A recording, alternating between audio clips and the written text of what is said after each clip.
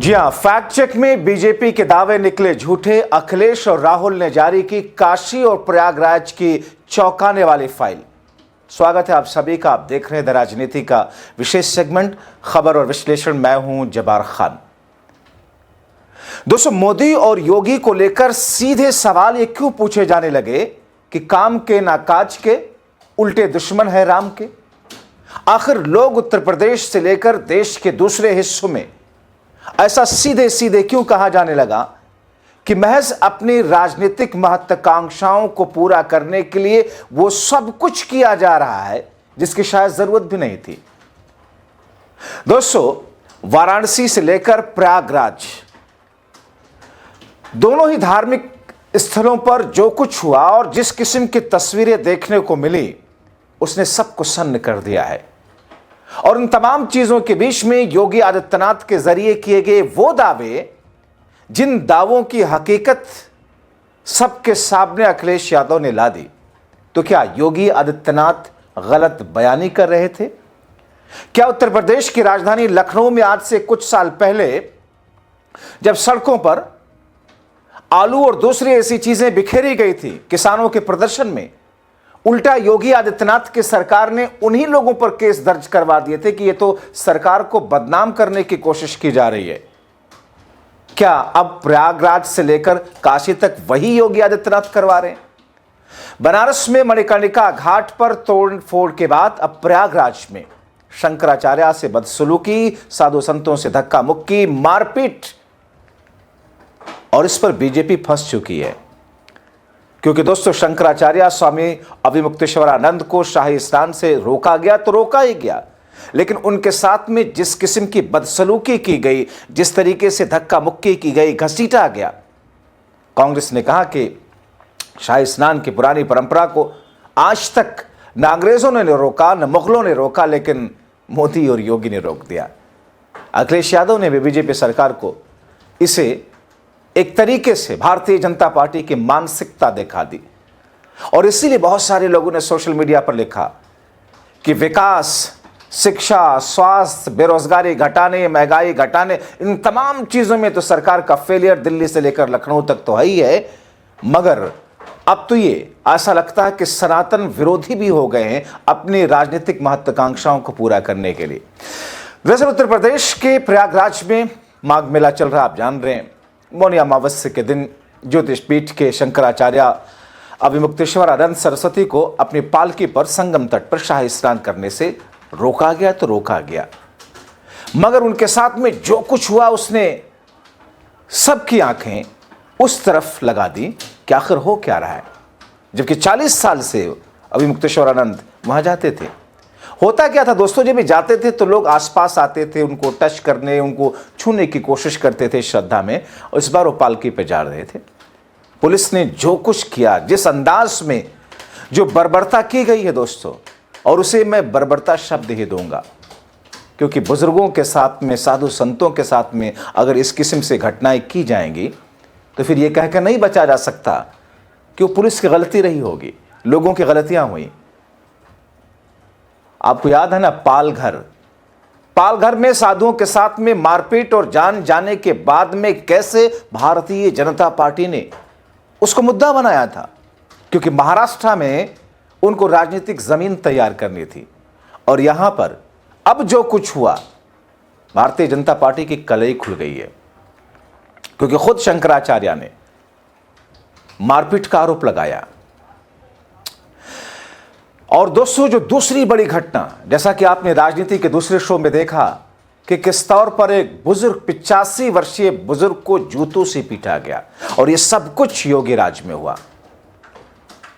जूते से कुचला गया, उनको बुरी तरह मारा गया। बुजुर्ग कहते हैं कि जिस तरीके से उनके साथ सलूक हुआ, शायद उन्हें लग रहा था कि कहीं उनकी जान ही ना चली जाए। ये इनकी उम्र है लाठी खाने की। बहुत बुरी तरह दाढ़ी थोड़ी मारी, जूता से मारा गया है। जूता से कुचला है, जूता से रगड़ा रगड़ा। ये 85-90 साल की उम्र में प्रशासन ऐसे बुजुर्गों के साथ ऐसा व्यवहार कर रहा है, ऐसे संतों के साथ। हम ये सब अगर वो एक माता राम नहीं होती तो वो तो और जूता यहाँ मार देता तो मर ही जाते हम। अच्छा, मार देते तो मर जाते।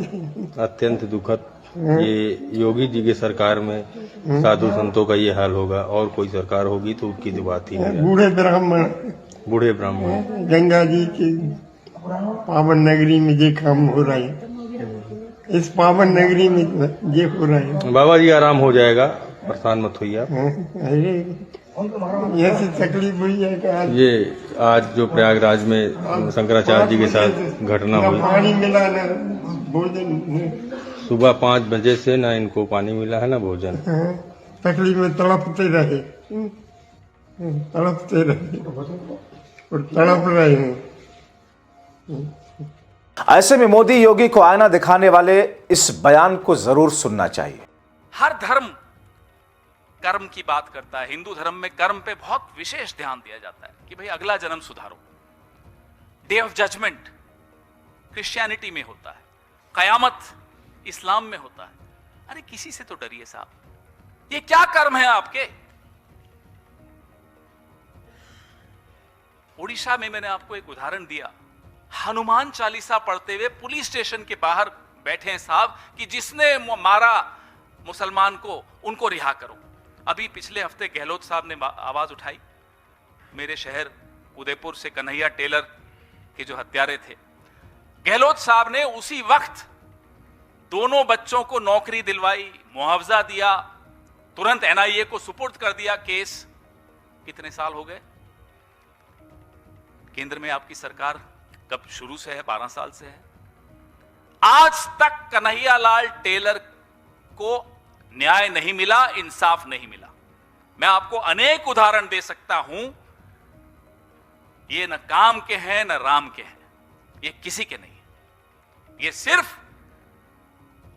सत्ता और धन, ये 2 चीजें हैं इनकी। इसके आगे कोई धर्म नहीं है, कोई आस्था नहीं है इनकी। और इनका ये असली चेहरा बेनकाब होना बहुत जरूरी है, क्योंकि जैसा मैंने कहा, हम और आप तो समझदार हैं, लेकिन मूर्खों को अपना भक्त बनाते हैं और अपने भक्तों को मूर्ख बनाते हैं। इसके अलावा ये कुछ नहीं जानते। तो उधर आपने देखा कि कैसे मणिकर्णिका घाट विवाद किस अंदाज में कैसे शुरू हुआ।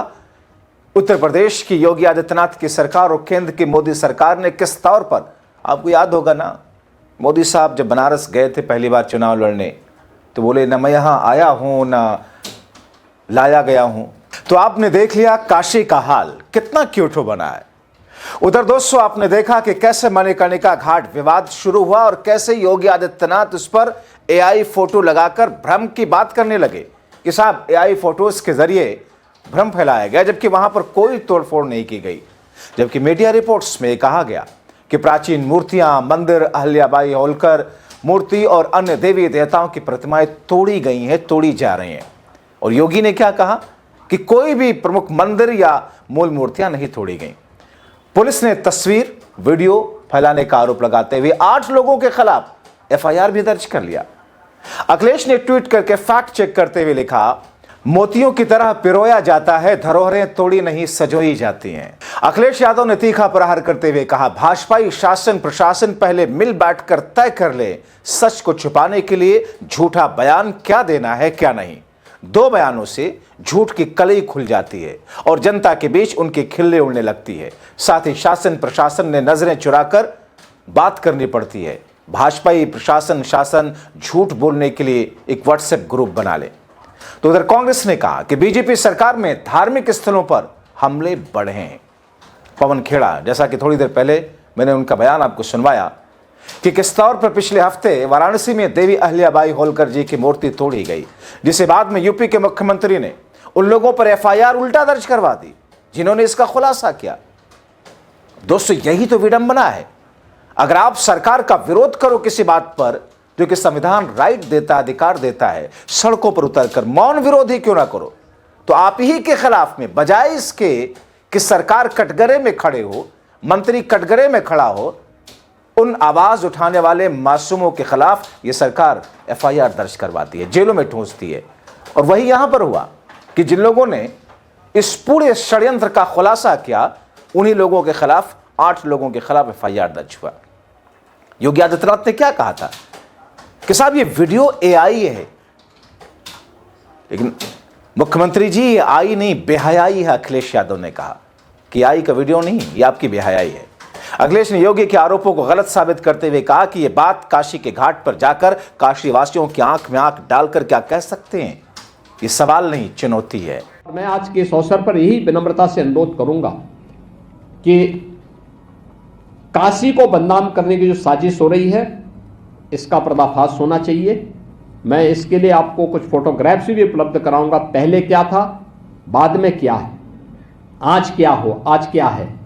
मणिकर्णिका पहले क्या थी, आज क्या है, और आगे हम उसको कैसे इस CSR फंड का उपयोग करते हुए कैसे उसके पुनरुद्धार के कार्यक्रम के साथ जोड़ा जा रहा है, जिससे किसी भी प्रियजन के अंतिम विदाई के समय सम्मानजनक ढंग से वहां पे साफ सुथरे वातावरण में मां गंगा के सानिध्य में उन्हें अंतिम संस्कार के कार्यक्रम के साथ जोड़ा जा सके। यह भी उस फोटोग्राफ्स के माध्यम से आपको सभी तथ्य आपके सामने आ जाएंगे।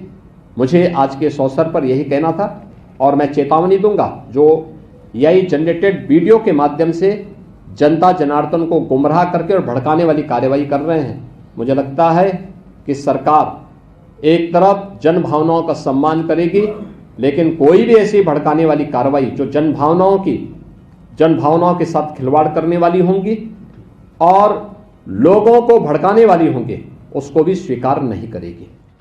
तो फिर एक ऐसी स्थिति दोस्तों कि आप जिस धार्मिक उन्माद के नाम पर आप सत्ता के शिखर पर बैठे हो और जिस तौर पर अपनी राजनीतिक महत्वाकांक्षाओं को पूरा करने के लिए, अपनी इमेज को बढ़ा चढ़ाकर पेश करने के लिए काशी और जैसे धार्मिक स्थल पर आप जो कुछ कर रहे हो, और अगर मंदिर तोड़े गए, मूर्तियां तोड़ी गई हैं, भले ही वो पुनर्विकास पुनर्निर्माण के लिए क्यों ना हो, तो सनातनियों को दर्द तो होगा ही, तकलीफ तो होगी, खराब तो लगेगा, सवाल तो उठाएंगे। और इतना सुनने की आपकी हिम्मत तक नहीं, आप उनको जेल में डलवा रहे हो, सोचने का मकाम है।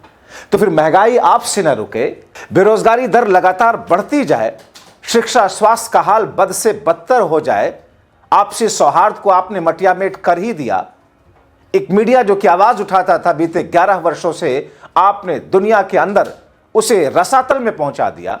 पाकिस्तान और बांग्लादेश से भी बुरी हालत आपने कर दी। डीजल और पेट्रोल, जिस पर आप मोदी साहब ये कहते थे कि साहब कच्चा तेल की कीमत देखा आपने कितनी घट चुका है, ये आपको कम नसीब वाला प्रधानमंत्री चाहिए या ज्यादा नसीब वाला चाहिए, और आप उसे 100 और 110 रुपए में बेच रहे हो। और जिस सनातन के नाम पर आप सत्ता में बने हो, आप उसके साथ ऐसा कर रहे हो, कुछ तो जवाब होगा आपके पास। इसलिए दोस्तों मैं कहता हूं, जागरूक रहिए, अपनी राय लिखें।